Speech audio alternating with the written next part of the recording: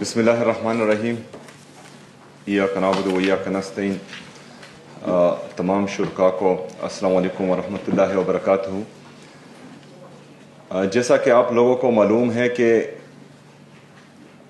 ہم نے صوبائی اسمبلی خیبر پختونخوا میں تمام سیاسی اور مذہبی جماعتوں کو، ہر مکتبہ فکر کے لوگوں کو جمع کیا تھا.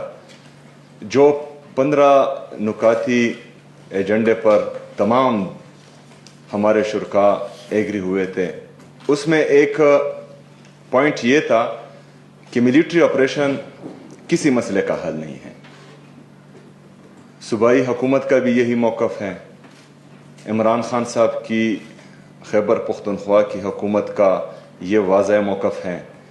جو شرکاء تھے اس امن جرگے میں جو صوبائی اسمبلی خیبر پختونخوا میں ہوا، ان تمام کا بھی یہ واضح موقف تھا. اگر اس کے بعد بھی بند کمروں کے فیصلے ہماری صوبے پر مسلط ہوتے ہیں تو اس میں جو ہے ہمارے جتنے بھی اسٹیک ہولڈرز ہیں ان میں تشویش پائی جا رہی ہے.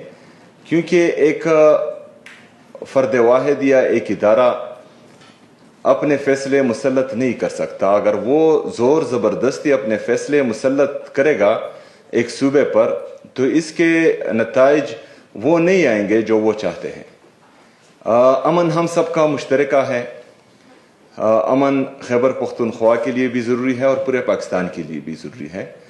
لیکن مستقل اور پائیدار امن کے لیے ایک جامع پالیسی کی ضرورت ہے، جس میں تمام ادارے، تمام سٹیک ہولڈرز، تمام سیاسی اور مذہبی جماعتیں، ہمارے قبائلی اور پختون مشران، تمام عمائدین یہ مل کر بیٹھیں گے اور ایک پالیسی بنائیں گے تو میرے خیال میں وہ مؤثر بھی ہوگی اور اس سے جو ہے امن بحال بھی ہوگا.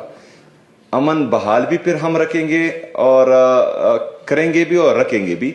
اس کے لیے ضروری ہے کہ ایک جامع پلان ہو، اور اس کے بغیر جو ہے کوئی بھی پالیسی اگر بنتی ہے یا کوئی بھی جو ہے بند کمروں کا فیصلہ مسلط کیا جاتا ہے تو میرے خیال میں اس سے نہ امن بحال ہوگا اور نہ ہی جو ہے اعتماد بحال ہوگا. تو ہم چاہتے ہیں کہ اس پر جو ہے نظر ثانی کی جائے اور صوبائی حکومت خیبر پختونخوا کسی بھی ملٹری آپریشن کے خلاف ہیں اور انشاءاللہ تعالی ہم اس کی اجازت نہیں دیں گے. شکریہ.